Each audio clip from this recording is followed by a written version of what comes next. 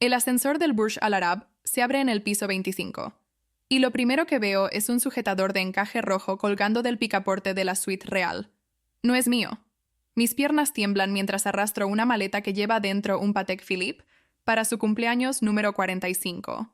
10 meses de sospechas, 15.000 kilómetros desde Madrid. Y al otro lado de esa puerta escucho risas. La de una mujer que no conozco. Y la de mi marido. Mi nombre es Carmen Valdés, tengo 38 años. Y el hombre que ahora mismo se está bañando con otra en una tina de mármol pagada con mi dinero es Alejandro Mendoza, director de operaciones internacionales de Textiles Valdés. Mi empresa. Mi dinero. Mi vida. O eso creía él. Si alguna vez cruzaste medio mundo para mirar la traición a los ojos, deja tu like y dime desde qué país me ves. Lo que hice con sus tarjetas europeas destruyó su mundo en una hora. Pero antes de contarte cómo convertí su escapada romántica en una pesadilla legal en pleno Dubái, necesitas entender quién soy realmente, porque esta historia no empieza en un hotel de lujo en el Golfo Pérsico. Empieza hace 38 años, en una mansión de piedra a las afueras de Madrid, donde mi abuelo construyó un imperio que nadie pensó que yo heredaría. Mi familia, los Valdés, ha estado en el negocio textil durante 4 generaciones. Mi bisabuelo empezó con un pequeño taller de confección en el barrio de Lavapiés, cosiendo uniformes para el ejército durante la Guerra Civil. Mi abuelo expandió el negocio hasta convertirlo en una de las mayores fábricas de tejidos de España. Mi padre lo llevó al nivel internacional, abriendo plantas en Portugal, Marruecos y Turquía. Pero mi padre tuvo 3 hijas y ningún hijo. Y en una familia tan tradicional como la nuestra, eso era considerado casi una tragedia. Recuerdo las conversaciones en la mesa del domingo, cuando los tíos y primos hablaban del problema de la sucesión, como si nosotras, las 3 hermanas, fuéramos invisibles. Como si el hecho de ser mujeres nos descalificara automáticamente para dirigir el negocio familiar. Necesitamos encontrar buenos maridos para las niñas, decía mi tío Ernesto, el hermano menor de mi padre. Hombres de negocios que puedan tomar las riendas cuando llegue el momento. Mi padre asentía en silencio, y yo sentía cómo la rabia me quemaba por dentro. Tenía 14 años cuando decidí que demostraría a todos que estaban equivocados. Mientras mis hermanas, Lucía y Patricia, se dedicaban a las clases de ballet y los viajes a París, yo pasaba las tardes en la fábrica con mi abuelo. Él era el único que me tomaba en serio.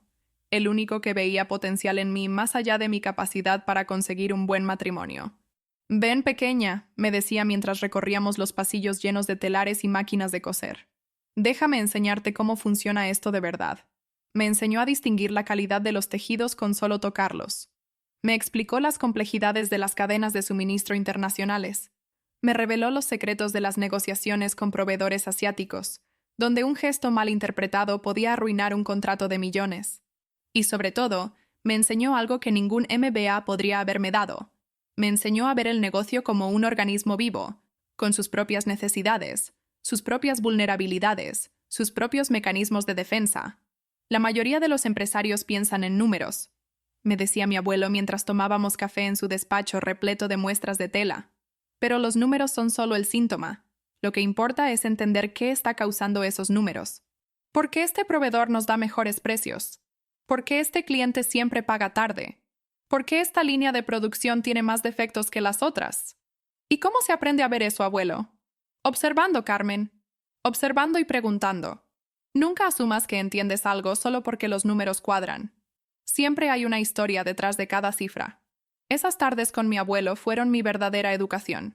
Aprendí más sobre negocios en aquella fábrica polvorienta que en todos mis años posteriores en la Escuela de Negocios de ESADE. Recuerdo una tarde en particular, cuando tenía 16 años. Mi abuelo me llevó a una reunión con un proveedor italiano que nos había estado vendiendo seda a precios elevados durante años. Todos los directivos de la empresa aceptaban esos precios sin cuestionarlos porque el italiano tenía fama de ser el mejor del mercado. «Observa y aprende», me susurró mi abuelo mientras entrábamos a la sala de reuniones. Durante la primera hora, dejó que el italiano hablara. Lo dejó alardear sobre la calidad de sus productos, sobre sus otros clientes prestigiosos, sobre lo afortunados que éramos de tenerlo como proveedor. Y mientras tanto, mi abuelo solo asentía, tomando notas en una libreta pequeña. Cuando el italiano terminó su monólogo, mi abuelo sacó un sobre de su maletín. «Señor Bianchi», dijo con voz tranquila, «tengo aquí muestras de seda de 3 proveedores diferentes. 2 de China, 1 de India. Todas son de calidad comparable a la suya, y todas cuestan un 40% menos. El italiano palideció.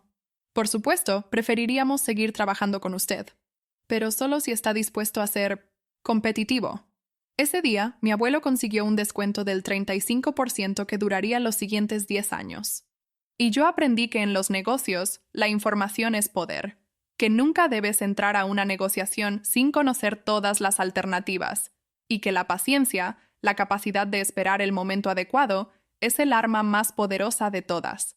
Mi abuelo también me enseñó sobre las personas, no solo sobre números y contratos, sino sobre cómo leer a alguien, cómo detectar mentiras, cómo identificar las verdaderas motivaciones detrás de las palabras bonitas.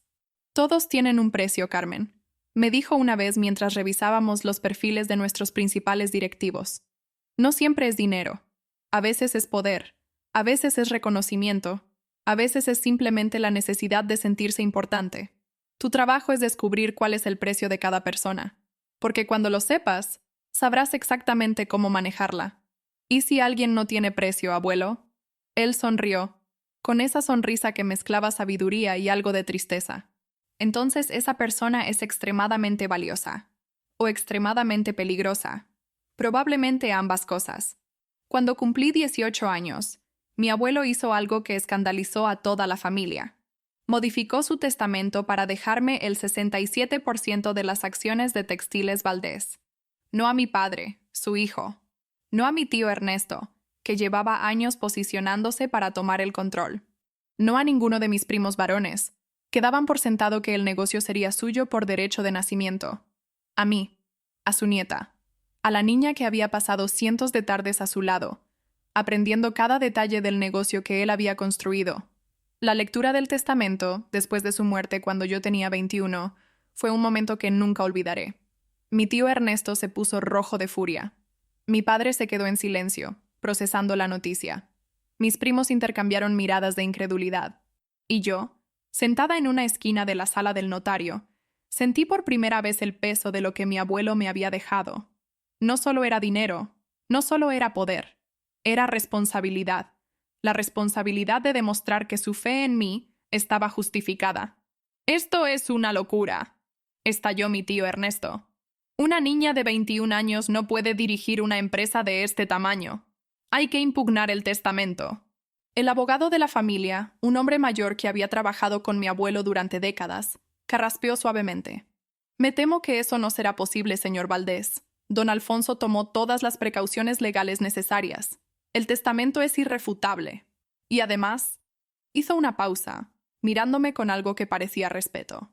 Don Alfonso dejó instrucciones muy específicas sobre lo que debería pasar si alguien intentaba impugnar sus últimas voluntades. ¿Qué instrucciones? Cualquier heredero que impugne el testamento perderá automáticamente su parte de la herencia, que pasará a distribuirse entre los demás beneficiarios. El silencio que siguió fue más elocuente que cualquier palabra. Mi tío Ernesto me miró con un odio que todavía puedo sentir cuando cierro los ojos, pero no dijo nada más. El dinero era más importante que el orgullo. Los siguientes años fueron una batalla constante. Mi padre, que había quedado con el 23% de las acciones, intentó convencerme de que le cediera el control operativo. Mi tío Ernesto, con su 10%, conspiró en mi contra en cada reunión de directorio. Mis primos, que habían heredado pequeñas participaciones, se unieron a él en un bloque de oposición que intentaba sabotear cada decisión que yo tomaba. Pero yo tenía el 67%, la mayoría absoluta. Y aunque era joven e inexperta, había aprendido de mi abuelo la lección más importante de los negocios. El que tiene los números, tiene el poder. Gradualmente, fui tomando el control. Reemplacé a los directivos leales a mi tío por personas de mi confianza. Modernicé las fábricas con tecnología que aumentó la productividad un 30%. Negocié nuevos contratos con grandes marcas internacionales que duplicaron nuestros ingresos en 5 años. Y sobre todo, aprendí a proyectar una imagen de seguridad que no siempre sentía por dentro. Porque la verdad es que durante aquellos primeros años tenía miedo constantemente. Miedo de fracasar. Miedo de decepcionar la memoria de mi abuelo. Miedo de demostrar que todos los que habían dudado de mí tenían razón. Pero el miedo puede ser un motor poderoso. Me obligaba a prepararme más que nadie para cada reunión, a estudiar cada contrato hasta conocer cada cláusula de memoria, a anticipar cada objeción antes de que pudiera ser planteada. Mis enemigos esperaban que cometiera errores de principiante, y yo me aseguré de nunca darles esa satisfacción. Hubo un momento crucial en esos primeros años que definió el resto de mi carrera. Mi tío Ernesto había convencido a varios accionistas minoritarios de votar en su contra en una decisión estratégica importante: la apertura de una planta en Marruecos. Él argumentaba que era demasiado arriesgado, que los costos de transporte serían prohibitivos, que la calidad sufriría. Lo que mi tío no sabía era que yo había pasado 6 meses estudiando el mercado marroquí. Había visitado las instalaciones de nuestros competidores en Tánger. Había negociado en secreto con funcionarios del gobierno para obtener incentivos fiscales. Y había conseguido un acuerdo preliminar con una de las mayores marcas de moda de Francia para producir exclusivamente en nuestra nueva planta. El día de la votación, llegué a la sala de juntas con una carpeta de 300 páginas. Cada proyección financiera respaldada por datos reales, cada riesgo identificado con su correspondiente plan de contingencia, cada objeción que mi tío pudiera plantear ya anticipada y refutada. Mi presentación duró 4 horas. Al final, incluso los accionistas que habían prometido votar con mi tío cambiaron de opinión. La planta de Marruecos fue aprobada por unanimidad. Esa noche, mi tío Ernesto me esperaba en el estacionamiento del edificio. «Esto no ha terminado, Carmen», me dijo con voz que destilaba veneno. «Tarde o temprano cometerás un error, y cuando lo hagas, estaré ahí». Lo miré directamente a los ojos, sin parpadear. «Entonces tendrás que esperar mucho tiempo, tío. Porque yo no cometo errores». No era verdad, por supuesto. Todos cometemos errores. Pero en ese momento necesitaba que él creyera que yo era invencible. Necesitaba que supiera que cada vez que intentara atacarme, encontraría una muralla impenetrable. Y funcionó. Después de esa noche, mi tío Ernesto nunca volvió a desafiarme abiertamente. Seguía conspirando en las sombras, susurrando en los oídos de quien quisiera escucharlo. Pero ya no tenía el poder de hacerme daño real. Los años siguientes consolidé mi posición. Expandí la empresa a nuevos mercados. Desarrollé líneas de productos innovadoras. Construí un equipo directivo leal y competente. Y poco a poco, los que habían dudado de mí comenzaron a respetarme. No todos, claro. Siempre había quienes me miraban y solo veían a una mujer que había heredado su posición, que asumían que detrás de cada éxito había un hombre tomando las decisiones reales, que no podían aceptar que una joven pudiera ser más capaz que ellos. Pero ya no me importaba su aprobación. Había dejado de buscarla hacía mucho tiempo. Lo que sí buscaba era un compañero, alguien que pudiera estar a mi lado, que entendiera las presiones de mi vida, que me apoyara sin sentirse amenazado por mi éxito. Conocí a Alejandro cuando tenía 30 años. Él tenía 37. Fue en una conferencia de negocios en Barcelona. Él daba una charla sobre expansión internacional en mercados emergentes. Era elocuente, carismático, con ese tipo de seguridad que viene de haber crecido sin tener que demostrar nada. Alejandro venía de una familia de clase media de Valencia. Su padre era ingeniero, su madre profesora de secundaria. No tenía conexiones en el mundo empresarial, ni herencia que administrar, ni apellido que proteger. Todo lo que había conseguido, lo había conseguido por méritos propios. O eso me contó. Después de su charla, me acerqué a felicitarlo. No por interés romántico, sino porque genuinamente me había impresionado su análisis del mercado turco, donde yo estaba considerando abrir una nueva planta de producción. Su análisis sobre las ventajas fiscales de Estambul fue muy interesante, le dije mientras nos servían café en el cóctel posterior, pero no mencionó los riesgos de la volatilidad de la lira turca. Alejandro me miró con sorpresa. Claramente no esperaba que una mujer le hiciera una observación técnica sobre su presentación. Tiene razón, admitió después de un momento. Es un factor que debía haber incluido. ¿Está usted en el sector textil? Soy la CEO de Textiles Valdés. Vi cómo sus ojos se abrían ligeramente al reconocer el nombre. Textiles Valdés era una de las mayores empresas del sector en España, y yo era la mujer que la dirigía. Impresionante, dijo, y había algo en su tono que sonaba genuino. He oído hablar de su empresa. El cambio de estrategia hacia el mercado de lujo sostenible ha sido brillante. Gracias. Fue una apuesta arriesgada, pero está funcionando. Las mejores decisiones siempre son arriesgadas. Así empezó todo. Una conversación sobre negocios que se extendió durante horas. Un intercambio de tarjetas que llevó a correos electrónicos. correos electrónicos que llevaron a cenas, cenas que llevaron a algo más. Alejandro era diferente a todos los hombres que había conocido antes. No parecía intimidado por mi posición. No intentaba competir conmigo ni demostrar que sabía más. Me escuchaba, me hacía preguntas inteligentes, me trataba como una igual. O al menos, eso creí durante mucho tiempo. Nos casamos 2 años después de conocernos. La boda fue en la finca familiar de Toledo, con 300 invitados y un despliegue de lujo que mi madre organizó con precisión militar. Mi padre, que para entonces había aceptado a regañadientes que yo era la líder de la empresa, me llevó del brazo hasta el altar. ¿Estás segura de esto, Carmen?, me preguntó en voz baja mientras caminábamos por el pasillo de la capilla. ¿Por qué lo preguntas? No sé. Hay algo en él que no termina de convencerme. Papá, llevas años sin que nadie te convenza. Él sonrió, pero fue una sonrisa triste. Solo quiero que seas feliz, hija. Eso es lo único que siempre he querido. Debí haberle prestado más atención. Mi padre tenía muchos defectos, pero su instinto para las personas rara vez fallaba. Había algo en Alejandro que él había detectado y yo no quería ver, pero estaba enamorada, o al menos creía estarlo. Y el amor, como dicen, es ciego. La boda fue todo lo que una niña sueña, y también todo lo que una empresaria teme. Mi madre insistió en que fuera un evento digno de la familia Valdés. 300 invitados, la mayoría de los cuales yo no conocía. Flores importadas de Holanda.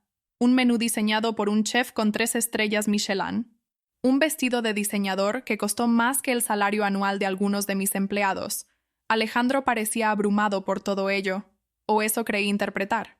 «Esto es demasiado», me dijo la noche antes de la boda mientras ensayábamos el vals. Yo solo quería una ceremonia íntima. Tú y yo, nuestras familias cercanas, quizás algunos amigos. Lo sé, pero mi madre... Tu madre está planeando la boda que ella nunca tuvo, no la nuestra. Tenía razón, pero en ese momento no quise pelear. No quise crear conflicto cuando estábamos a punto de dar el paso más importante de nuestras vidas. Después de mañana, podremos hacer lo que queramos, le dije, tomando sus manos. Esta es la última concesión que hago a las expectativas de mi familia. A partir de ahora construimos nuestra propia vida. Él sonrió, pero había algo en sus ojos que no supe interpretar, algo que, mirando hacia atrás, debí haber reconocido como una señal de advertencia. La ceremonia fue perfecta. Intercambiamos votos bajo un arco de rosas blancas mientras el sol se ponía sobre los campos de Toledo. Mi padre lloró cuando me entregó en el altar. Mi madre sonreía con satisfacción, orgullosa de haber organizado el evento del año. Y yo, por primera vez en mucho tiempo, me permití creer que podía tenerlo todo. La empresa, el amor, la felicidad. Qué ingenua fui. Los primeros años del matrimonio fueron buenos, o eso me parecía. Alejandro se integró en Textiles Valdés como director de operaciones internacionales. Era un puesto creado específicamente para él, una forma de aprovechar su experiencia en mercados emergentes sin darle poder directo sobre las decisiones estratégicas de la empresa. Él parecía satisfecho con el arreglo. Viajaba constantemente, negociando contratos con proveedores en Asia y África, abriendo nuevos mercados en Oriente Medio. Era bueno en su trabajo, eso no podía negarlo. Los números de la división internacional mejoraban cada trimestre, pero había señales que debía haber visto. Los gastos excesivos en los viajes de negocios, las noches que pasaba fuera de casa supuestamente en reuniones que se alargaban, las llamadas que tomaba en privado, alejándose de mí como si tuviera algo que ocultar. Y sobre todo, la forma en que su actitud hacia mí había cambiado gradualmente. Al principio, Alejandro me admiraba. Me lo decía constantemente, lo veía en sus ojos cada vez que me miraba. Pero con el paso de los años, esa admiración se fue transformando en algo más oscuro. Resentimiento, quizás, o envidia. Debe ser difícil, me dijo una noche después de una cena con inversores donde yo había dominado la conversación.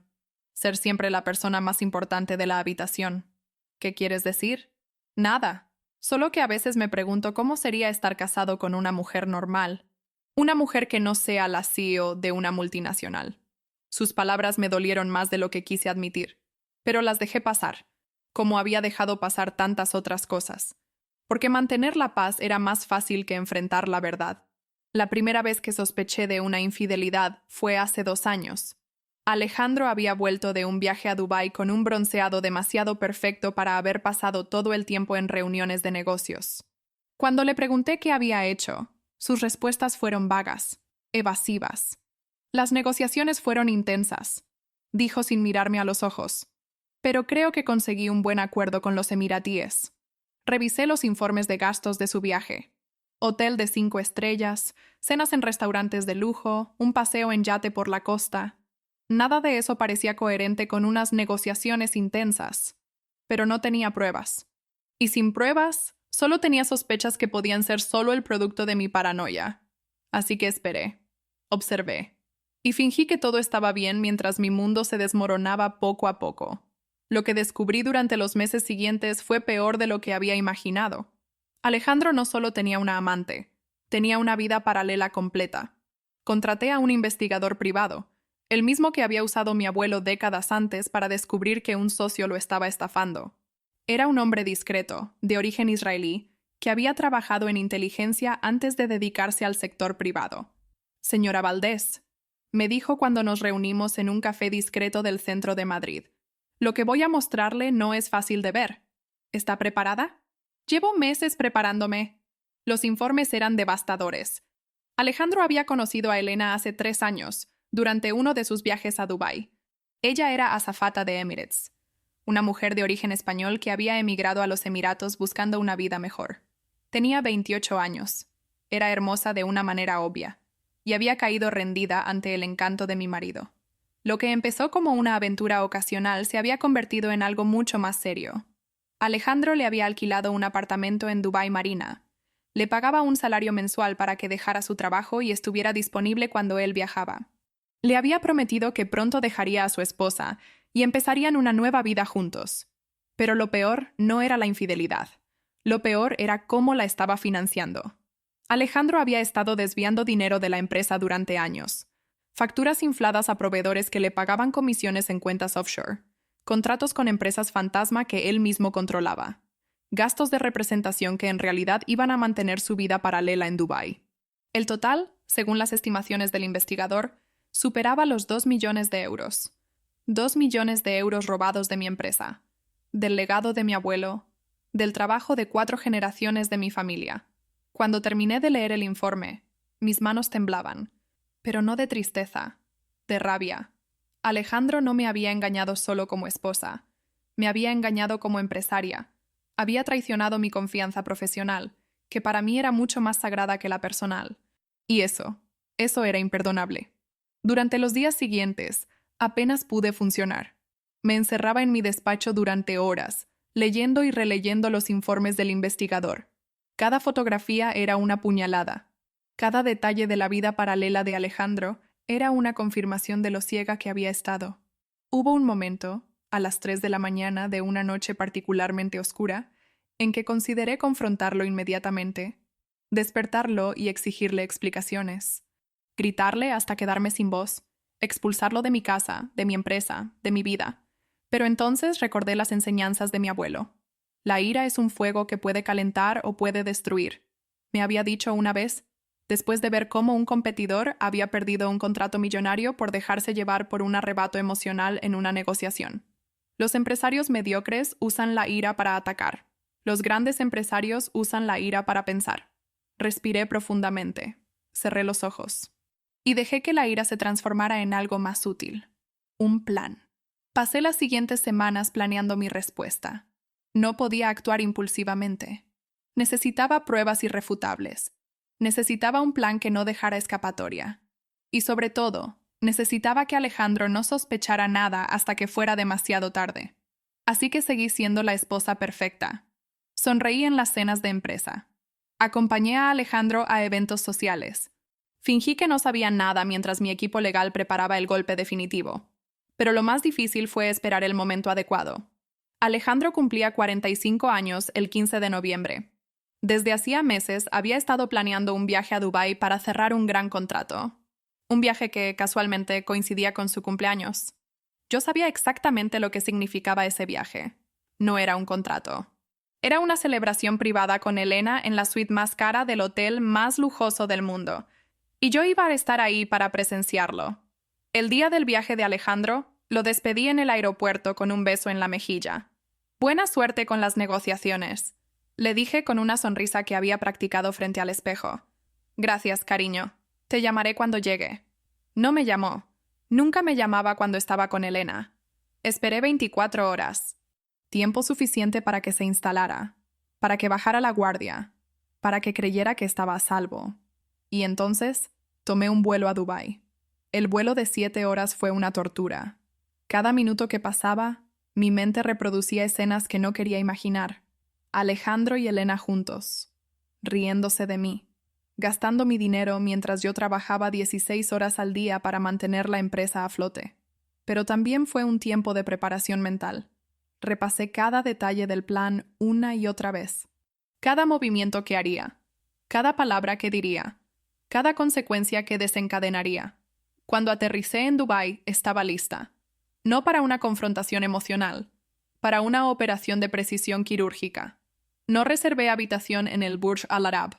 No quería que ningún empleado pudiera alertar a Alejandro de mi presencia. En cambio, me hospedé en un pequeño hotel de negocios en el centro de la ciudad, bajo un nombre falso. La primera noche la pasé revisando los últimos detalles con mi abogado por videoconferencia. Rafael Cortés había sido el consejero legal de mi familia durante décadas, y era uno de los pocos hombres en los que confiaba completamente. «Carmen, ¿estás segura de querer hacer esto personalmente?», me preguntó, su rostro preocupado en la pantalla del portátil. «Podríamos enviarlo todo a la policía sin que tú tengas que presenciarlo. Necesito verlo, Rafael. Necesito ver su cara cuando se dé cuenta de que perdió. Entiendo, pero ten cuidado. Las emociones pueden nublar el juicio, incluso en las personas más racionales. Las emociones son precisamente lo que voy a usar como arma».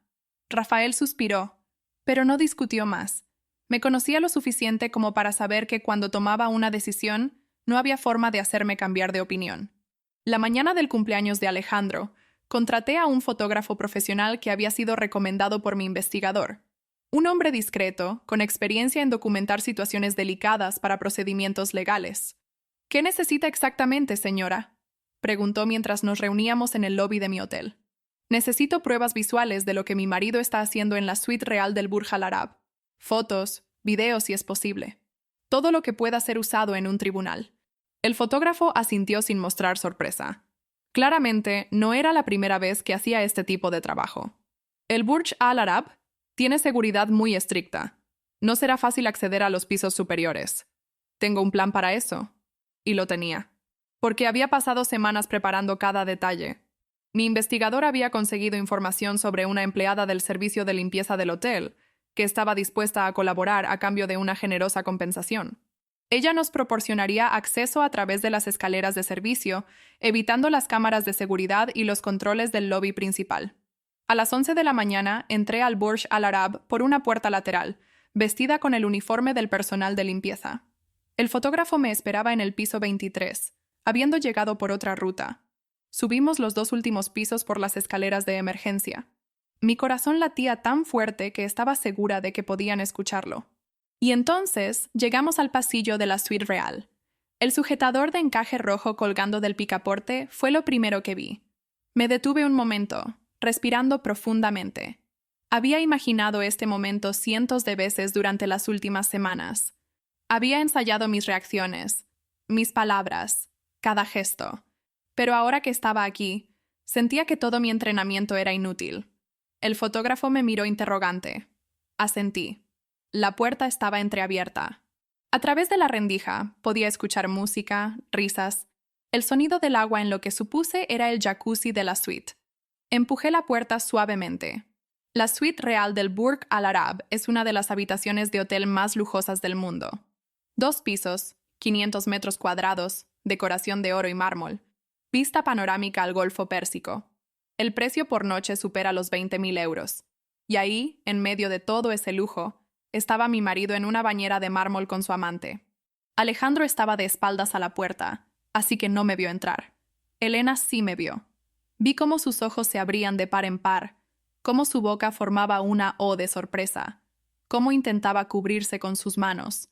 «¿Qué pasa?», preguntó Alejandro notando su reacción. Y entonces se dio vuelta. El momento en que nuestras miradas se cruzaron quedará grabado en mi memoria para siempre. Vi el shock, vi el terror, vi la comprensión de que todo se había acabado. Carmen, su voz era un susurro estrangulado. Esto no es lo que parece. Qué frase tan patética, tan predecible, tan insultantemente cliché. ¿No es lo que parece? Mantuve mi voz completamente tranquila, casi conversacional. ¿Y qué parece, Alejandro? Porque a mí me parece que estás celebrando tu cumpleaños con tu amante en una suite que cuesta más de lo que muchas familias ganan en un año, con dinero robado de mi empresa. No, no es así. Alejandro intentaba salir de la bañera, resbalando torpemente en el mármol mojado. Elena se había quedado paralizada, sin saber qué hacer. El fotógrafo, que había entrado detrás de mí, comenzó a documentar todo. El flash de la cámara iluminaba la escena con destellos implacables. ¿Qué haces?, gritó Alejandro. ¡Deja de fotografiar! Estas fotos serán exhibidas en el tribunal, Alejandro, junto con los registros financieros que documentan tus robos, junto con los testimonios de los empleados que has sobornado, junto con cada evidencia que mi equipo ha recopilado durante los últimos 6 meses. Vi cómo el color abandonaba su rostro. Carmen, podemos hablarlo. Esto es un malentendido. No hay malentendido. Hay 2 millones de euros desviados de las cuentas de la empresa. Hay facturas falsificadas. Hay contratos con empresas fantasma. Hay una vida paralela financiada con dinero que no te pertenece. Me acerqué a él, lo suficientemente cerca para que pudiera ver la fría determinación en mis ojos. ¿Y ahora, Alejandro, vas a descubrir lo que pasa cuando robas a una Valdés? Saqué mi teléfono y marqué un número que había guardado para este momento. Hola, Mariana. Sí. Soy Carmen. Procede con el protocolo de emergencia. Todas las tarjetas corporativas, todas las cuentas a su nombre, todo. Alejandro palideció aún más. ¿Qué estás haciendo? Bloqueando tu acceso a todo el dinero de la empresa. A partir de ahora no tienes crédito. No tienes cuentas. No tienes nada. Pero estoy en Dubái. ¿Cómo se supone que...? Ese es tu problema, Alejandro, ya no el mío. Me di vuelta para irme, pero antes de salir, miré a Elena. La pobre chica estaba temblando, claramente sin entender la magnitud de lo que acababa de presenciar. Tú eres Elena, ¿verdad? La azafata que dejó su trabajo para ser la mantenida de un hombre casado. Ella asintió, incapaz de hablar. Te sugiero que busques la manera de volver a tu país, porque el hombre que te ha estado prometiendo una vida de lujo acaba de perder todo, incluyendo su libertad. Salí de la suite con la cabeza en alto. Mientras caminaba por el pasillo hacia el ascensor, escuché los gritos de Alejandro detrás de mí. Súplicas mezcladas con insultos. Promesas vacías seguidas de amenazas. El sonido de un hombre que se daba cuenta, demasiado tarde, de que había subestimado a su enemigo. No me di vuelta. No respondí. Simplemente seguí caminando, con pasos firmes y la espalda recta. El ascensor tardó una eternidad en llegar, o quizás fueron solo segundos. El tiempo se había vuelto elástico, estirándose y contrayéndose de maneras que no podía controlar. Cuando finalmente las puertas se cerraron detrás de mí, me permití un momento de debilidad. Apoyé la frente contra el frío metal del ascensor y respiré profundamente. 1 vez, 2 veces, 3 veces. No lloré. Las lágrimas vendrían después, en la soledad de mi habitación de hotel. Pero en ese momento, lo único que sentía era una extraña mezcla de satisfacción y vacío. Había ganado, pero la victoria no se sentía como esperaba. Lo que pasó después fue exactamente como lo había planeado. Alejandro intentó usar sus tarjetas para pagar la cuenta del hotel. Todas fueron rechazadas. Intentó transferir dinero desde sus cuentas personales. Todas estaban congeladas por orden judicial preventiva que mi abogado había conseguido esa misma mañana. En Dubái, no pagar una cuenta de hotel es un delito grave. No es como en Europa, donde te demandan civilmente y tardas años en ir a juicio. En los Emiratos, el impago de deudas puede llevarte directamente a la cárcel. Y la cuenta de Alejandro en el Burj Al Arab, acumulada durante 3 días de suite real, champán de 400 euros la botella, cenas privadas y servicios especiales, superaba los 60.000 euros. 60.000 euros que no podía pagar. Cuando la gerencia del hotel descubrió que su distinguido huésped no tenía forma de liquidar su cuenta, llamaron a la policía. La policía de Dubái no se anda con contemplaciones en estos casos. Menos de 2 horas después de mi visita a la suite, Alejandro Mendoza fue arrestado y trasladado a una comisaría del Emirato. Me enteré de su arresto por el investigador privado, que había mantenido vigilancia sobre el hotel. Lo acaban de sacar esposado por la puerta de servicio, me informó por teléfono. La mujer, Elena, está histérica en el lobby intentando conseguir ayuda. ¿Y el hotel qué ha hecho con ella? La han echado también. Sin el patrocinio de su pareja, no puede quedarse en el país legalmente. Tiene 72 horas para abandonar los Emiratos o será deportada. Justicia poética, pensé. La mujer que creía que iba a quedarse con mi marido y mi dinero ahora no tenía ni lo uno ni lo otro. El investigador me envió un video de Elena en el lobby del hotel. Estaba histérica, gritando en español mientras los guardias de seguridad la escoltaban hacia la salida. Su maquillaje corría por sus mejillas. Su vestido de diseñador estaba arrugado. Su sueño de convertirse en la esposa de un rico empresario español se desmoronaba en tiempo real. No sentí lástima por ella. Había elegido involucrarse con un hombre casado. Había aceptado ser mantenida con dinero robado. Había soñado con quedarse con lo que no era suyo. Ahora enfrentaba las consecuencias de esas elecciones. Esa noche, cené sola en mi pequeño hotel de negocios. Pedí la comida a la habitación. Un simple plato de pasta y una copa de vino. Nada de lujo. Nada de ostentación. Fue entonces cuando finalmente lloré. No por Alejandro. No por el matrimonio que había perdido. Lloré por la mujer que había sido durante 8 años. La mujer que había creído en las mentiras. La mujer que había ignorado las señales. La mujer que había querido tan desesperadamente que el amor fuera real que se había cegado a la evidencia. Lloré por ella. Y luego la dejé ir. Porque esa mujer ya no existía.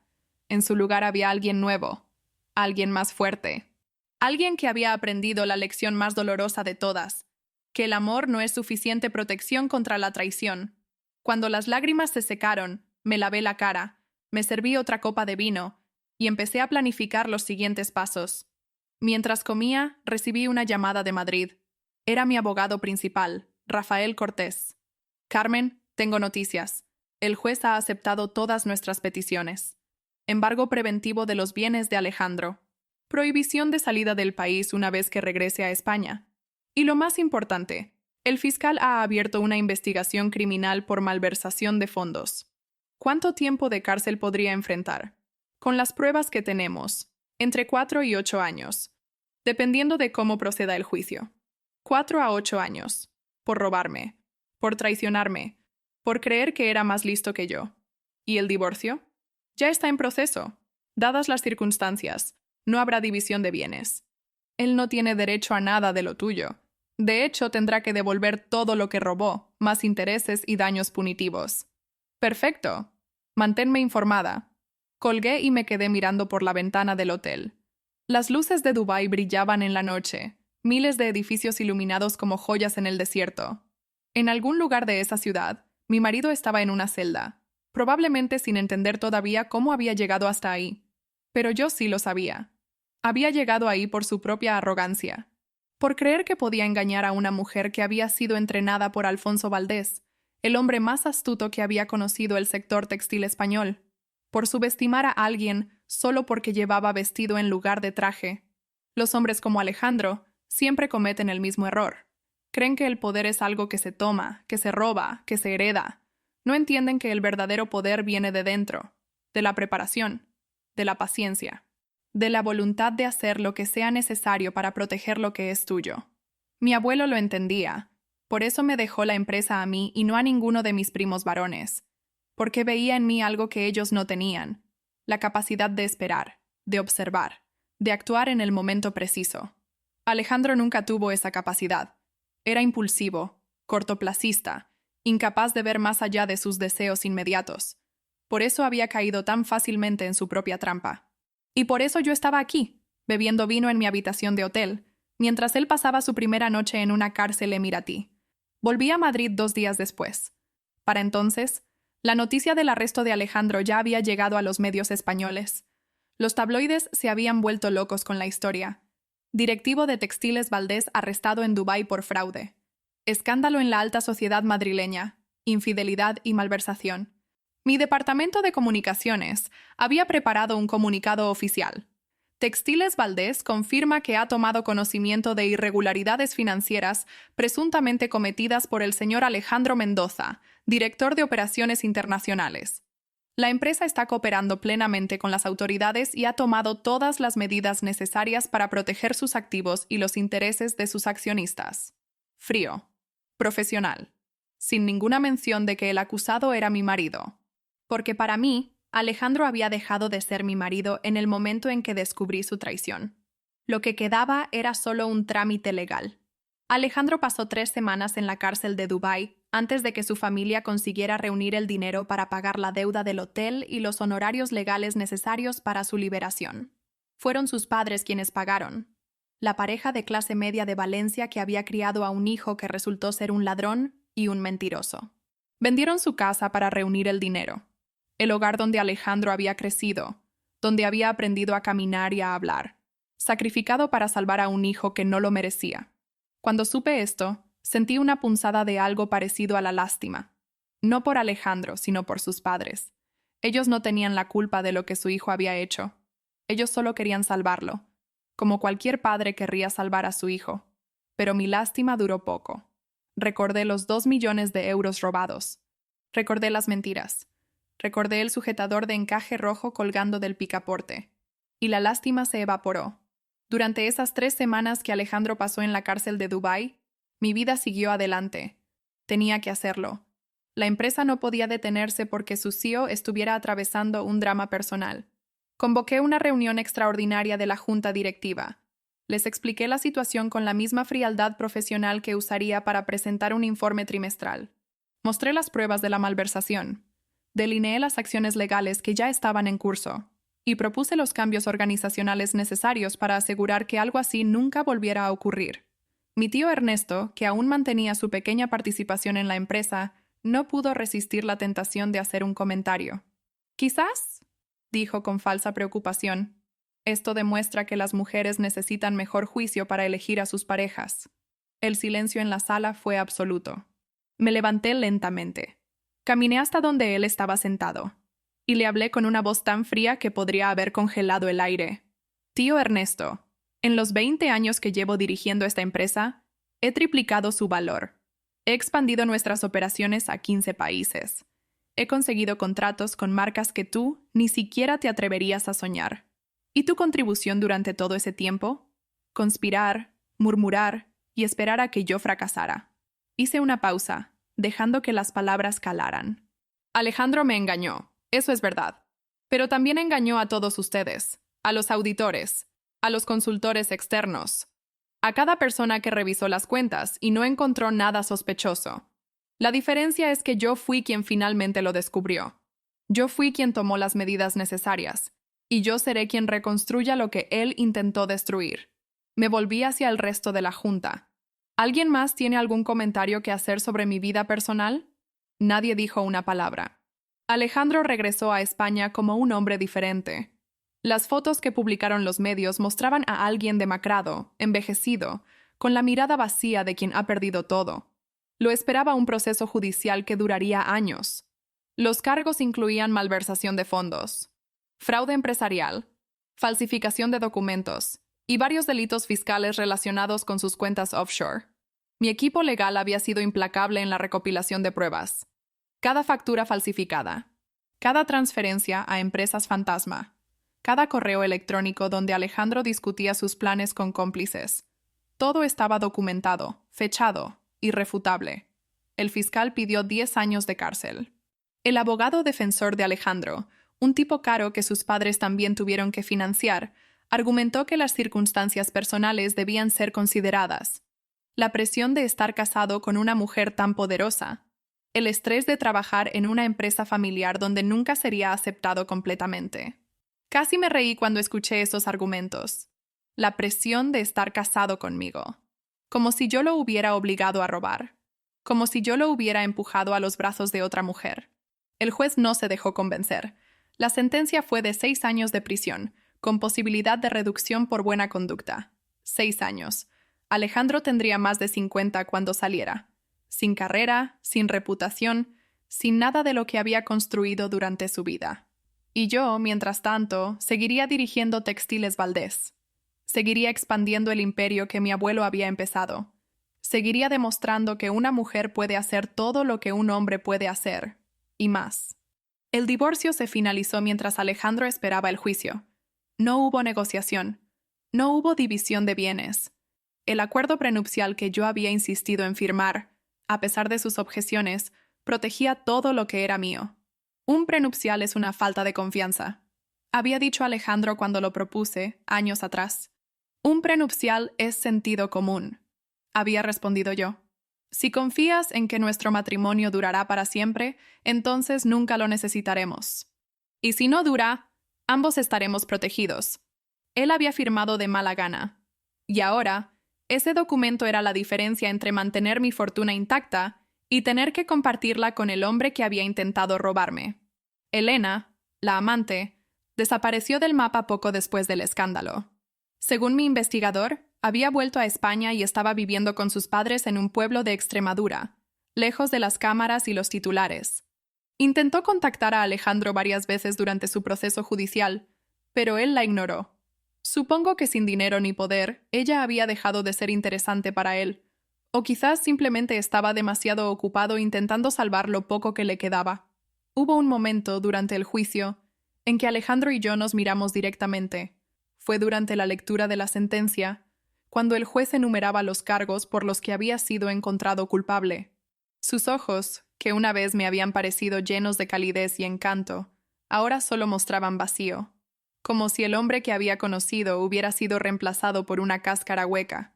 ¿Por qué?, articuló en silencio. No respondí. No había nada que decir. Él sabía perfectamente por qué. Los meses siguientes fueron de reconstrucción, no solo de la empresa, que había sufrido cierto daño reputacional por el escándalo, sino de mí misma. Contraté a un terapeuta, alguien que me ayudara a procesar todo lo que había pasado, la traición, la humillación, la rabia que todavía sentía cuando pensaba en lo que Alejandro había hecho.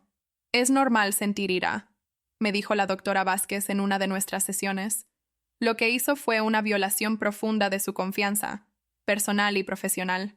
Lo sé, pero la ira me consume demasiada energía. Quiero poder superarla. ¿Por qué quieres superarla? La pregunta me sorprendió. Porque es lo saludable, ¿no? Perdonar y seguir adelante. El perdón no significa olvidar, y seguir adelante no significa que la ira desaparezca. Lo que importa es qué hace usted con esa ira. ¿La usa para destruir o para construir? Pensé en su pregunta durante días, y llegué a una conclusión. Había usado mi ira para destruir a Alejandro, y aunque no me arrepentía de haberlo hecho, no quería que esa fuera mi definición.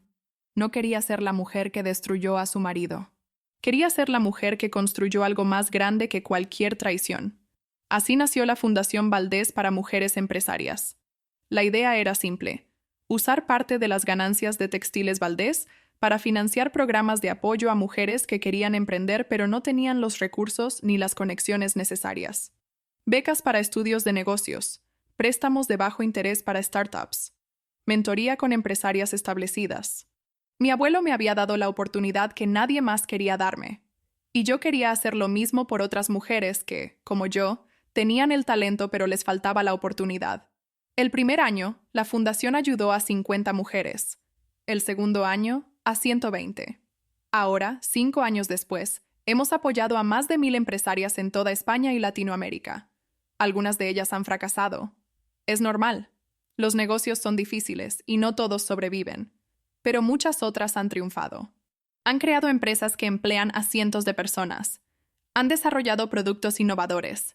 Han demostrado que las mujeres somos perfectamente capaces de liderar, crear, triunfar. Cada vez que una de nuestras becadas tiene éxito, siento que mi abuelo sonríe desde algún lugar. Bien hecho, pequeña, imagino que diría. Bien hecho. Hay una becada en particular que me viene a la mente cuando pienso en el impacto de la fundación.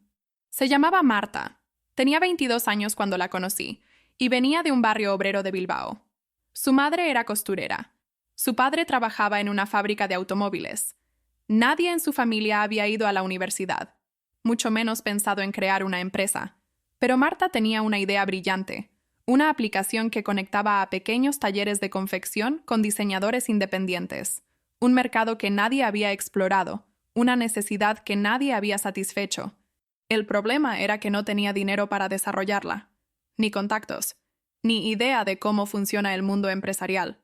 La fundación le dio una beca completa para estudiar administración de empresas.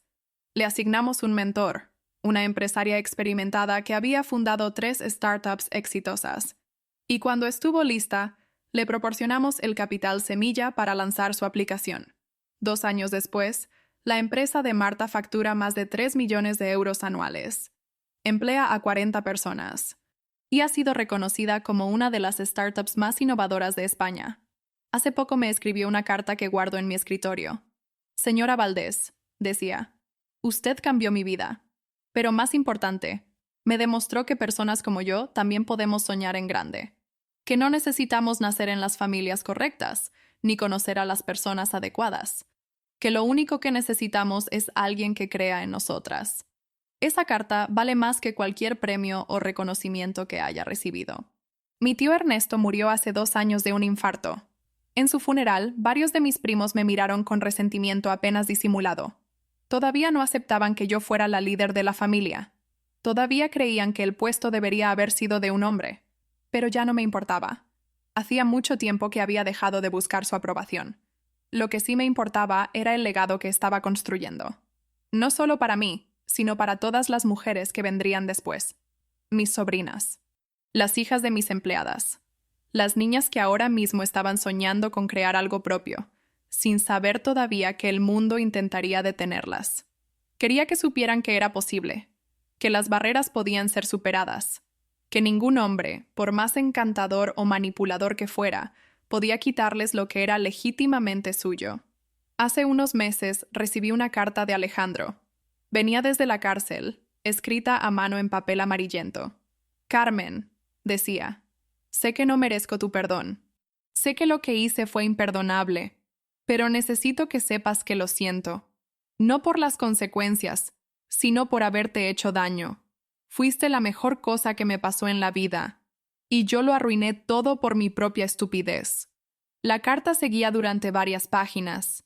Explicaciones, justificaciones, súplicas de perdón, el tipo de cosas que los hombres escriben cuando finalmente enfrentan las consecuencias de sus actos. No respondí.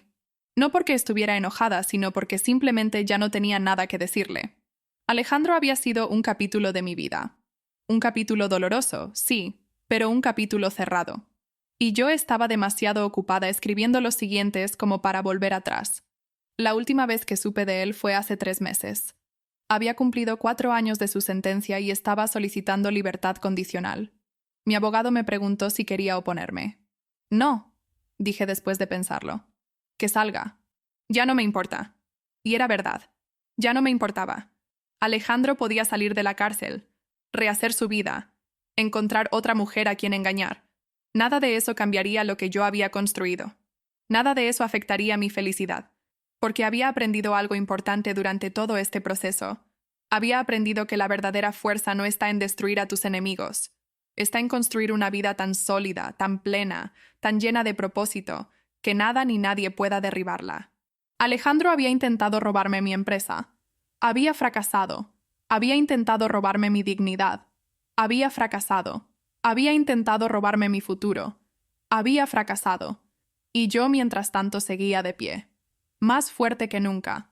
Más segura que nunca. Más determinada que nunca a demostrar que ningún hombre, por más manipulador que sea, puede derribar a una mujer que sabe exactamente quién es y qué vale. Hoy, 5 años después del escándalo de Dubái, estoy sentada en mi despacho en la sede central de Textiles Valdés. El edificio es nuevo, diseñado por un arquitecto español con fama internacional. Cristal y acero, líneas modernas que contrastan con la tradición centenaria de la empresa. Desde mi ventana, puedo ver Madrid extendiéndose hasta el horizonte. La ciudad donde nací. La ciudad donde mi abuelo construyó su imperio. La ciudad donde yo continuaré su legado durante el resto de mi vida. Textiles Valdés ha crecido un 40% desde que Alejandro fue a la cárcel. Hemos abierto plantas en Vietnam y Bangladesh. Hemos lanzado una línea de moda sostenible que está revolucionando la industria. Hemos sido reconocidos como una de las empresas más éticas de España. Y todo eso, todo lo que hemos logrado, es gracias al trabajo de un equipo extraordinario. Mujeres y hombres que creen en la visión que mi abuelo empezó y que yo he continuado. Personas que entienden que el éxito verdadero no se mide en dinero, sino en impacto. Hace poco recibí un premio de la Cámara de Comercio de España. Empresaria del Año, lo llamaron. Me subí al escenario a recibir el trofeo, y mientras miraba a la audiencia de ejecutivos y políticos, pensé en todo lo que había pasado para llegar hasta aquí. Pensé en mi abuelo, enseñándome a distinguir la calidad de los tejidos en su fábrica polvorienta. Pensé en mi padre, caminando conmigo hacia el altar el día de mi primera boda. Pensé en Alejandro, esposado y derrotado, siendo llevado por la policía de Dubái. Y pensé en todas las mujeres que habían sido traicionadas como yo. Todas las que habían sido robadas, engañadas, subestimadas. Todas las que habían tenido que levantarse de las cenizas y reconstruirse. Este premio no es solo para mí, dije en mi discurso de aceptación. Es para todas las mujeres que alguna vez fueron subestimadas. Para todas las que tuvieron que luchar el doble para conseguir la mitad. Para todas las que escucharon que no podían y demostraron que sí podían. Hice una pausa, mirando directamente a la cámara que transmitía el evento en directo.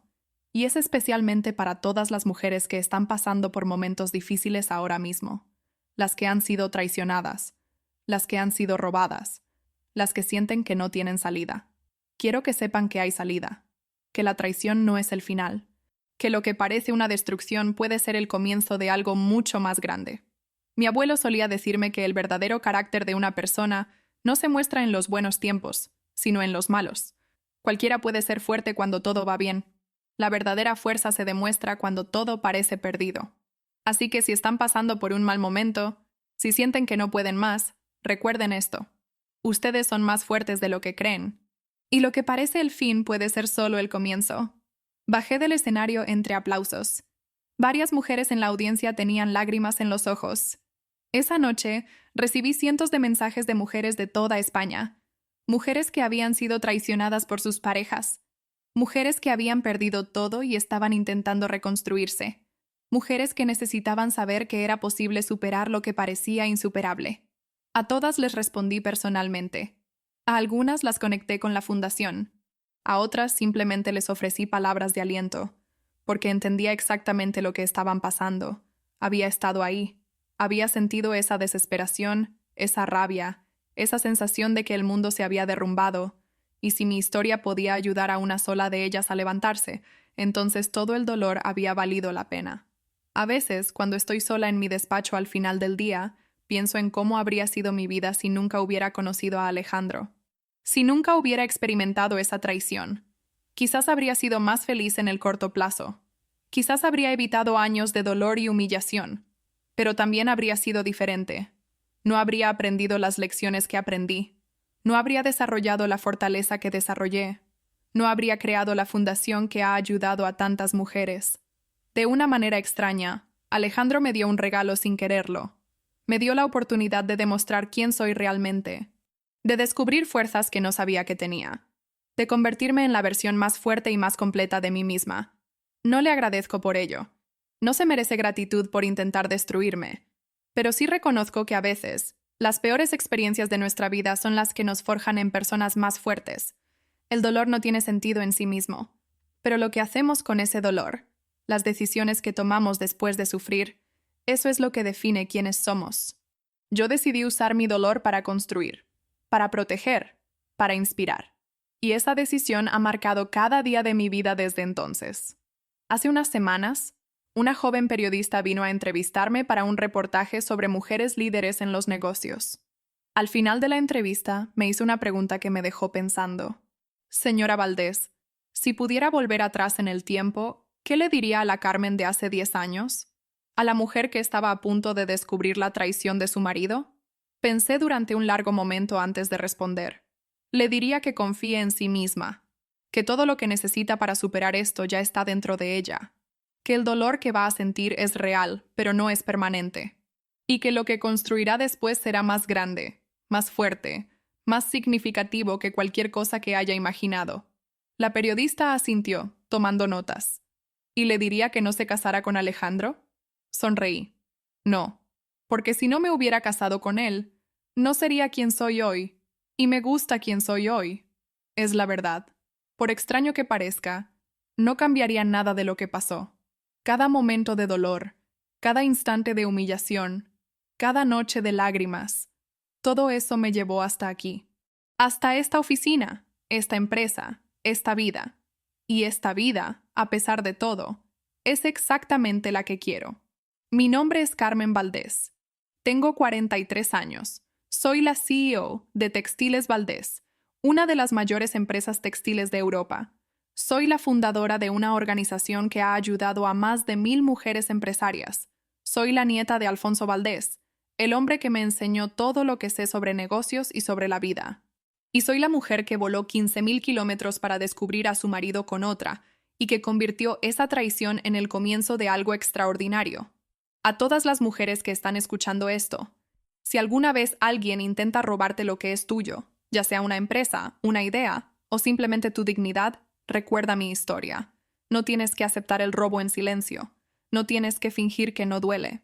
No tienes que rendirte porque alguien con más poder o más recursos decidió que lo tuyo debería ser suyo. Prepárate, documenta, espera el momento adecuado, y cuando ese momento llegue, actúa con la precisión de quien sabe exactamente lo que vale, porque a veces el bloqueo de una tarjeta de crédito a 15.000 kilómetros de distancia es la diferencia entre perder todo y ganar mucho más de lo que jamás imaginaste. Mi abuelo tenía razón cuando decía que los verdaderos empresarios no son los que tienen más dinero, sino los que tienen más paciencia, los que saben esperar, los que entienden que el momento adecuado lo es todo. Alejandro no entendió eso. Creyó que podía robarme impunemente. Creyó que su encanto lo protegería. Creyó que yo era demasiado ingenua, demasiado enamorada, demasiado ciega para ver lo que estaba haciendo. Se equivocó. Y ahora, cada mañana, me despierto en mi apartamento de Madrid con vista a la Gran Vía. Desayuno viendo las noticias de negocios. Voy a mi oficina donde un equipo de personas extraordinarias trabaja para hacer realidad visiones, que una vez parecieron imposibles, y por las noches, antes de dormir, pienso en todo lo que he construido. No solo la empresa, no solo la fundación, sino la certeza de que soy capaz de enfrentar cualquier cosa que la vida me ponga enfrente. Esa certeza es el regalo más valioso que Alejandro me dio sin quererlo. La certeza de mi propia fuerza. La certeza de que ningún hombre, por más manipulador que sea, puede derribar a una mujer que sabe exactamente quién es. Y eso no tiene precio. Fin.